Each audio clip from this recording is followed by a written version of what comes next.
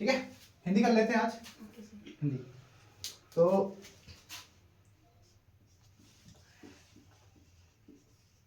हिंदी जो हमारी चल रही है वो क्या चल रही है, यूके एसएससी के सिलेबस के अकॉर्डिंग चल रही है। और इसमें हम जो कवर करेंगे वो एसएससी जीडी भी करेंगे। ठीक है, एसएससी की जीडी का जो है वो भी इसमें आ जाएगा। और उत्तराखंड एसएससी में यूके एसआई, यूके कांस्टेबल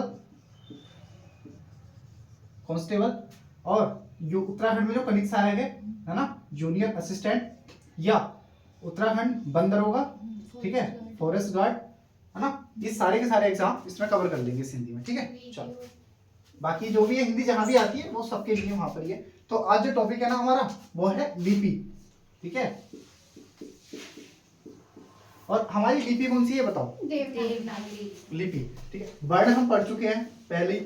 ठीक है, तो लिपि है वो वर्ण। तो लिपि देखो, लिपि हमारी लिपि देखो, हमारी लिपि कौन सी है, देवनागरी। देवनागरी। अच्छा, नागरी का मतलब कहां से आया, जो गुजरात था ना,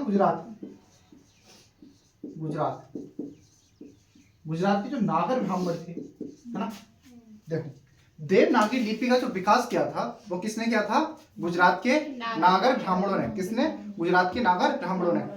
इसलिए इसका नाम क्या रखा उन्होंने, नागर। फिर उन्होंने कहा कि जो ये लिपि है ना, ये देवताओं की लिपि है। कैसी लिपि है, देवताओं की। इसलिए इसके आगे क्या लगा दिया, देव, पीछे लगा दिया नागर। तो क्या होगी ये, देवनागरी लिपि। कौन सी लिपि, देवनागरी लिपि। ठीक है, चलो देखेंगे। गुजरात के नागर ब्राह्मणों ने इसका सबसे पहले प्रयोग किया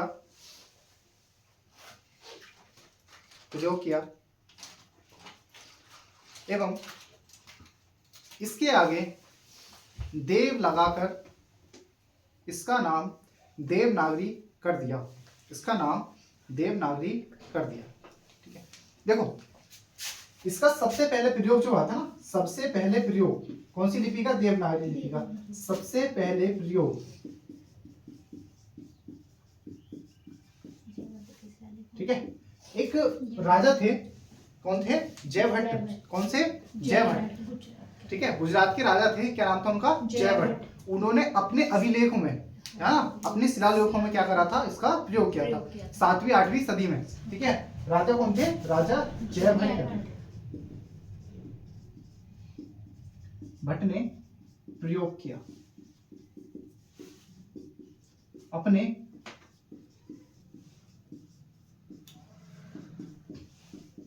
शिला लेखों में। ओके,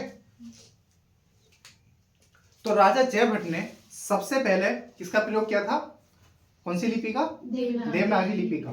ठीक है, अब नेक्स्ट लिखेंगे। अच्छा, इसको सबसे ज्यादा बढ़ावा जो दिया था किसने दिया था, चोल ने और राष्ट्रकूटों ने। ठीक है, चोलों ने और राष्ट्रकूटों ने। चोल और राष्ट्रकूट हम बहुत अच्छे से पढ़ेंगे। कहाँ पढ़ेंगे, हिस्ट्री में। हिस्ट्री भी हमारी चल रही है तो हिस्ट्री में पढ़ेंगे ना, इसको बस लिख लो। इसको सबसे ज्यादा बढ़ावा चोल काल और राष्ट्रीय काल में मिला, राष्ट्रकूट काल में मिला। चोल और राष्ट्रकूट काल में मिला। ठीक है, एक पॉइंट लिखो। विजयनगर साम्राज्य में देवनागरी को नंदनागरी कहा गया। देवनागरी को नंदनागरी कहा गया। उसके बाद लिखेंगे एक पॉइंट और। विनोबा भावे ने इसको लोकनागरी कहा। विनोबा भावे ने इसे लोकनागरी कहा। नेक्स्ट लिखेंगे, देखो जो देवनागरी लिपि है ना,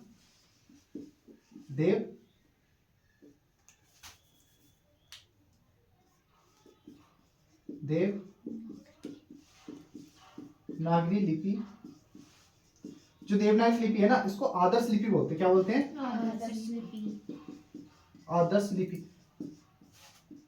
क्यों, क्वेश्चन है क्यों, क्यों बोला था, क्योंकि इसके हर एक वर्ड के लिए, इसके हर एक वर्ड के लिए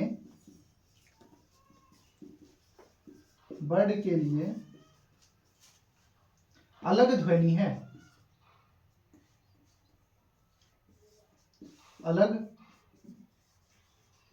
अलग ध्वनि है, ठीक है। जैसे देखो इंग्लिश में जैसे मैं लिखता हूं, दोनों का साउंड एक ही आता है, नाउ नाउ, है ना, दोनों का एक ही आता है, लेकिन यहाँ पर क्या होता है के साइलेंट हो जाता है। ऐसे हिंदी में नहीं होता है ना, हिंदी में नहीं होता, सबके लिए एक अलग ध्वनि होती ही होती है। तो इसलिए देवनागरी लिपि को कैसी लिपि माना जाता है, आदर्श लिपि। एक पॉइंट और लिखेंगे, यह है लेफ्ट टू राइट, यह है लेफ्ट टू राइट लिखी जाती है, यह है लेफ्ट से राइट लिखी जाती है, लिखी जाती है, लिखी जाती है, लिखी जाती है, ठीक है। अब लिखेंगे देवनागरी लिपि के दोष। अब दोष में पॉइंटों में लिखा रहा हूं, जल्दी जल्दी लिखे जाना, ठीक है। लिखो, तुम लिखो जल्दी से, लिखो देवनागरी लिपि के दोष, लिखो दोष। सबसे पहले लिखो, लिखने में समय अधिक लगता है, लिखना है, ये लिखना है, जल्दी लिखो, लिखो, लिखने में अधिक समय लगता है, लिखने में अधिक समय लगता है, लिखने में अधिक समय लगता है।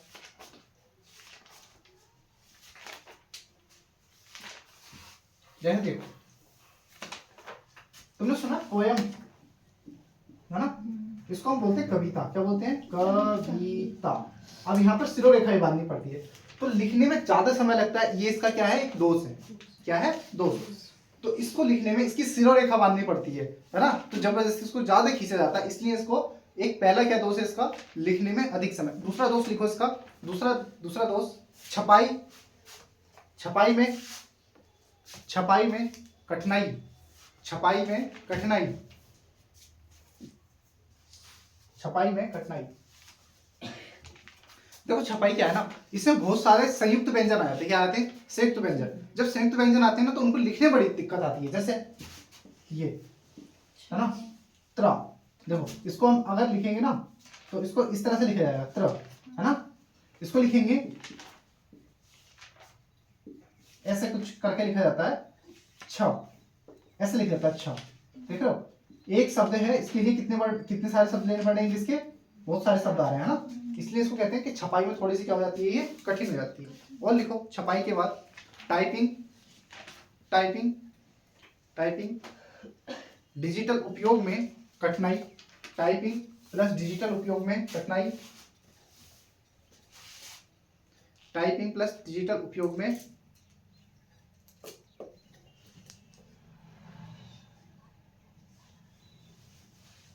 नेक्स्ट एक और दोष है इसका, संयुक्त अक्षर, संयुक्त अक्षर, संयुक्त अक्षरों की जटिलता, संयुक्त अक्षरों की जटिलता,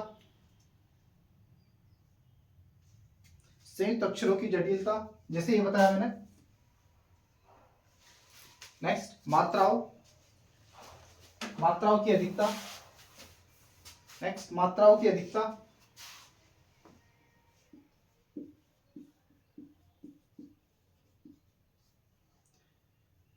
देखो ये वाला रा है, अगर इसको इंग्लिश में देखते हैं तो ये सा लगता है, सी लगता है ना, तो इसमें जबरदस्ती मात्राएं लगाई जाती हैं, तो इसलिए ये भी इसका क्या है, एक दोष है, क्या है, एक दोष। नेक्स्ट लिखेंगे, नेक्स्ट हो गया मात्राओं की जटिलता। नेक्स्ट डिजिटल, ये ऐसे डिजिटल वाला हो गया ना। देखो विदेशियों के लिए कठिन, विदेशियों के लिए समझना कठिन, विदेशियों के लिए समझना कठिन,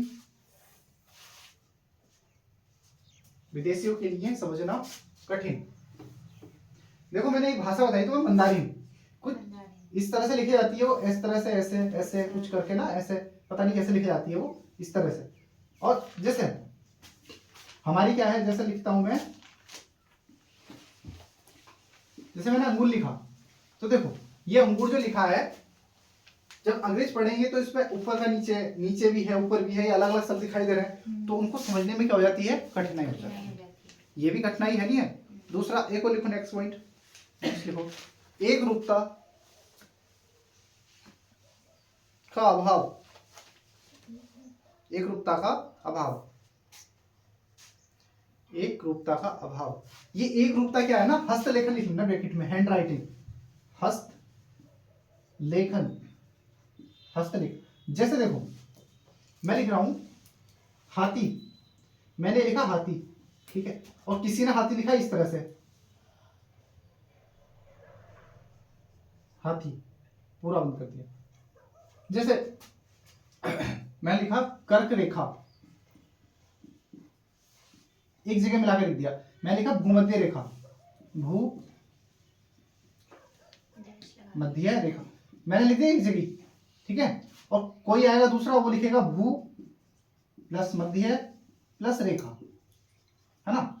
अब इसको ही एक व्यक्ति आएगा, इसको लिखेगा भू मध्य और रेखा, अलग लिख दिया। तो देखो यहां पर सब एक साथ है, यहाँ तीनों अलग अलग है, यहाँ पर दो एक साथ और एक अलग, तो ये क्या हो गई, एक रूपता का अभाव हो गया ना। तो ये हाथ से लिखने में हर किसी के वर्ड थोड़े थोड़े क्या हो जाते हैं, अलग हो जाते हैं, तो ये हिंदी इसलिए भी अलग हो जाती है। एक पॉइंट और लिख लो, एक पॉइंट और लिखो, द्वित लेखन में आवश्यकता,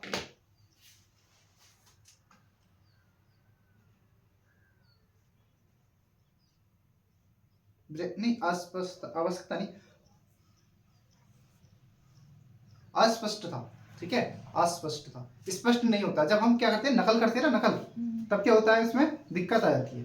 तो ये हो गए हमारे दोस्त। और लिखो, एक और लिखो, सिरोरेखा, सिरोरेखा का सिर्फ सजावट में उपयोग, सिरोरेखा का सिर्फ सजावट में उपयोग, सिरोरेखा का सिर्फ सजावट में उपयोग।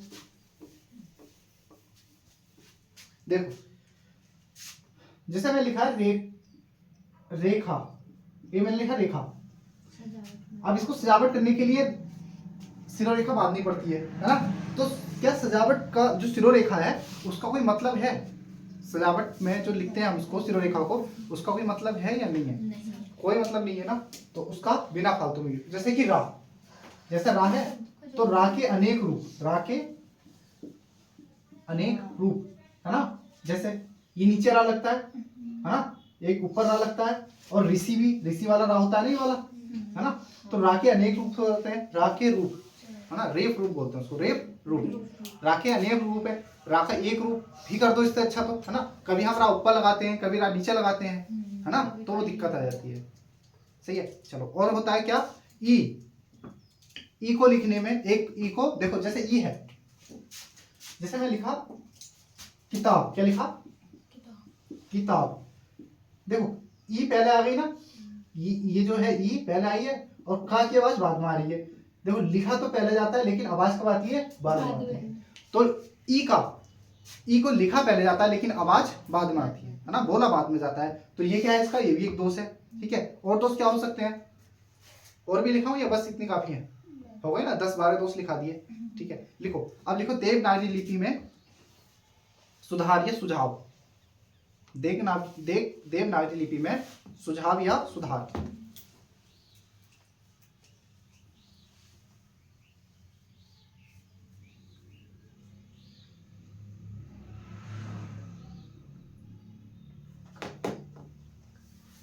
पहला पॉइंट लिखो, संयुक्त अक्षरों का सरलीकरण, पहला होना चाहिए संयुक्त अक्षरों का सरलीकरण होना चाहिए। सबसे पहले संयुक्त अक्षरों का सरलीकरण, संयुक्त अक्षरों का सरलीकरण। संयुक्त अक्षर तो पता है कौन कौन से होते हैं, अच्छा बताओ। पहले क्या होता है, ज्ञ, त्र, स्र, और क्या होता है, छ, ठीक है, ये वाला। अच्छा, ज्ञ किस किस से बनता है, ज और अइया से। त्रा किससे बनता है, ता और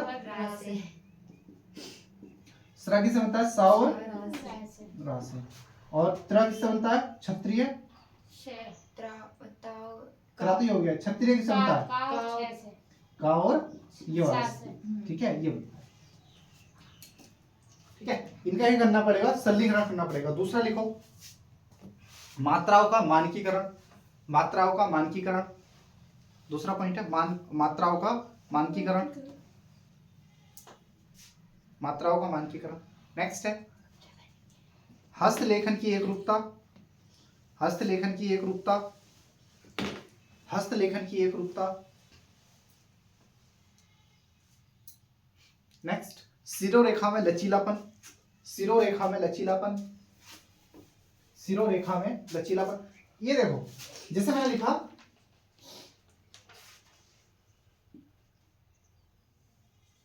शासन, तो सिरोरेखा कभी भी इस वाले सा को नहीं काट सकती, ठीक है, इस वाले सा को कभी नहीं काट सकती। जैसे मैंने लिखा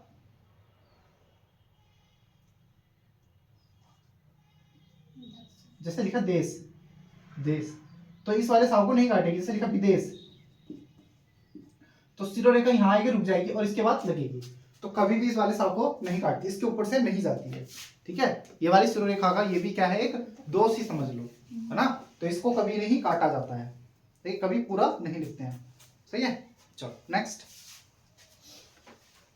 सिरोरेखा में लचीलापन हो गया, सिरोरेखा की एकरूपता हो गई।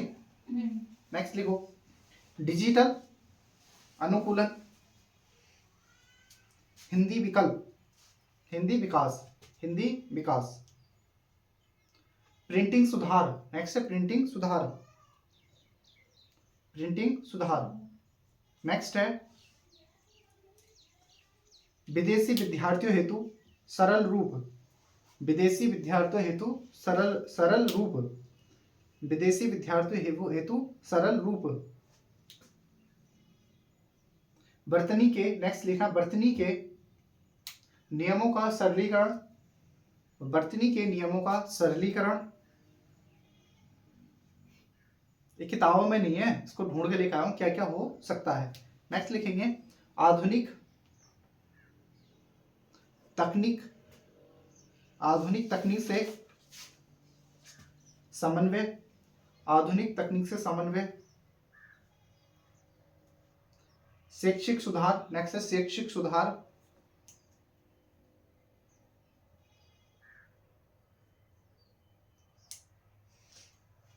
शैक्षिक सुधार।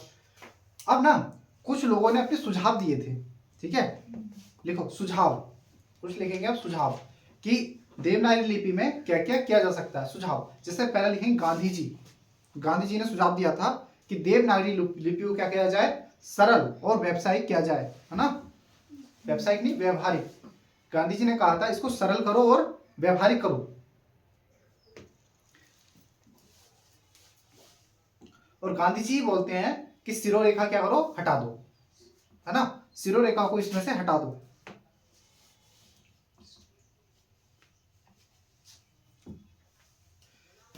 सिरोरेखा को हटाना। एक आते हैं आचार्य रामचंद्र शुक्ल, है ना। नेक्स्ट आते हैं आचार्य रामचंद्र शुक्ल। ये कहते हैं एक रूपता करो और मानकीकरण करो, एक रूपता प्लस मानकीकरण। आचार्य रामचंद्र शुक्ल कहते हैं एक रूपता और मानकीकरण। अब काका कालेकर आते हैं, वो कहते हैं इसको राष्ट्रीय लिपि को, राष्ट्रीय लिपि बनाओ, इसको राष्ट्रीय लिपि। सुमित्रानंदन पंत आते हैं, फिर काका कालेकर ने क्या कहा,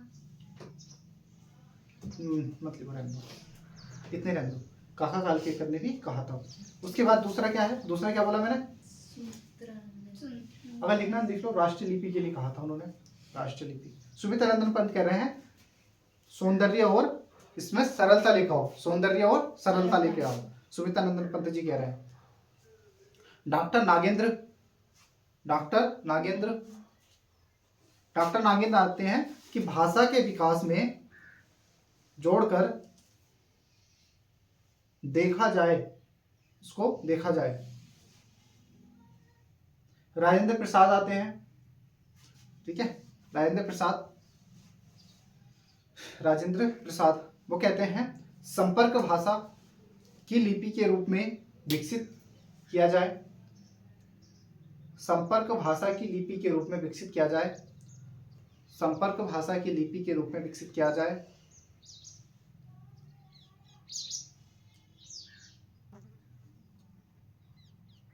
नेक्स्ट है भारतीय भाषा परिषद।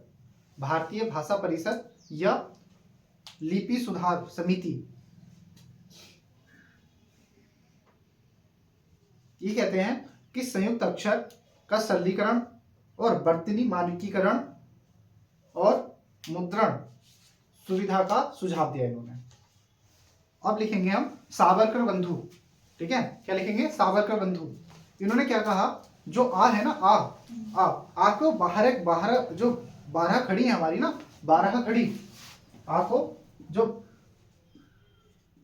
12 खड़ी जो है वहां से इस वाले आ को क्या कर दिया जाए, खत्म कर दिया जाए, छोटे वाले को। नेक्स्ट, ये जो है ना 1994 में 1994 में इसको अस्वीकार कर देती है, कौन सी, काशी नागरी परिचारिणी सभा इसको अस्वीकार कर देती कि नहीं, छोटे आ को नहीं निकाला जा सकता। एक पॉइंट और लिखा, एक पॉइंट और है, डॉक्टर गोरख प्रसाद जी, वो कहते हैं मात्रा को क्या करो, जो मात्राएं लगी हैं मात्राओं को किधर लिखो, दाएं तरफ, है ना, दाएं तरफ लिखने का सुझाव दिया था। जैसे हम लिखते हैं ना ऐसे किताब, तो इनको कहा किताब को ऐसे नहीं, इसको लिखो की और ताब, ठीक है, किताब। जैसे हम लिखते हैं मोदी, तो मैं ओ दे ई, ठीक है, इस तरह से लिखो। ये सुझाव कौन दे रहे हैं, डॉक्टर गोरख प्रसाद जी। एक आते हैं श्याम सुंदर दास। श्याम सुंदर दास जी के बारे में तो पता ही है। अच्छा ये बताओ, भोजपुरी भाषा जो है ना, उसके भोजपुरी भाषा के शेक्सपियर किसको कहा जाता है, भिखारी दास ठाकुर जी को, है ना, ठाकुर जी, ठीक है। नेक्स्ट, श्याम सुंदर दास क्या कहते हैं, जो पंचमा अक्षर है ना, पंचमा अक्षर की जगह क्या करो, अनुस्वार का प्रयोग, किसका प्रयोग करना है, अनुस्वार का प्रयोग करना है। पंचमा अक्षर की जगह अनुस्वार, पंचमा अक्षर की जगह अनुस्वार का प्रयोग करने का सुझाव किसने दिया था, श्याम सुंदर दास, है ना। ये लगभग मान लिया गया, है ना। आज ऐसे लिखते हैं, देखो ये है, ये कंगन लिखा है, कंगन को मैं ऐसे लिख दूं, ऐसे लिख सकता हूँ, है ना। इन्होंने कहा ये 5वां अक्षर को क्या कर दो, अनुस्वार कर दो, तो हो गया अनुस्वार, ठीक है। ज्यादातर एक होते हैं काशी श्रीनिवास जी, है ना। काशी श्रीनिवास जी क्या सुझाव देते हैं, महाप्राण के स्थान पर अल्प प्राण का प्रयोग किया जाए, ठीक है, महाप्राण के स्थान पर अल्प प्राण का प्रयोग किया जाए। ये महाप्राण अल्पप्राण हम पढ़ेंगे आगे, ठीक है, जब आएंगे हमारे वर्ण, ठीक है, जब हम वर्ण पढ़ेंगे ना, वर्णमाला, उसमें देखेंगे। लिपि और लिपि के दोष हमारे हो चुके हैं। लिपि के क्या सुझाव हैं, है ना, क्या सुधारने की बात की गई है, क्या दोष है उसमें, वो सारे मैंने लिखा दिए, और ये मैं अच्छे से नोट्स बना के तुम्हें लिखा दिया ना, जितने भी नोट्स थे मैंने सब लिखा दिए तुम्हें। अब जो आगे पढ़ेंगे आप, इसका नेक्स्ट टॉपिक पढ़ेंगे हम हिंदी व्याकरण, ठीक है। उसमें हम देखेंगे वर्ड देखेंगे, स्वर देखेंगे, व्यंजन देखेंगे, वो सारी चीज देखेंगे। इतने आप हिंदी को यहीं रहने देते हैं, और हिंदी में जो गढ़वाली और कुमाऊनी बोलियां हैं उसको देखेंगे बाद में, ठीक है। उसको हम देख लेंगे, सब कुछ करा दूंगा, लेकिन अभी फिलहाल में हम व्याकरण खत्म करेंगे, उसके बाद नेक्स्ट टॉपिक करेंगे, है ना, हिंदी का। और अभी हिंदी की प्लेलिस्ट है, इस प्लेलिस्ट में जाके देखो, पता चल जाएगा वहां पे, है ना। सब हम बेसिक से पढ़ रहे हैं और स्टार्टिंग से पढ़ रहे हैं, अच्छे से पढ़ रहे हैं, बाकी जितनी भी चीजें सब हो रही है। चलो, है ना, जय हिंद।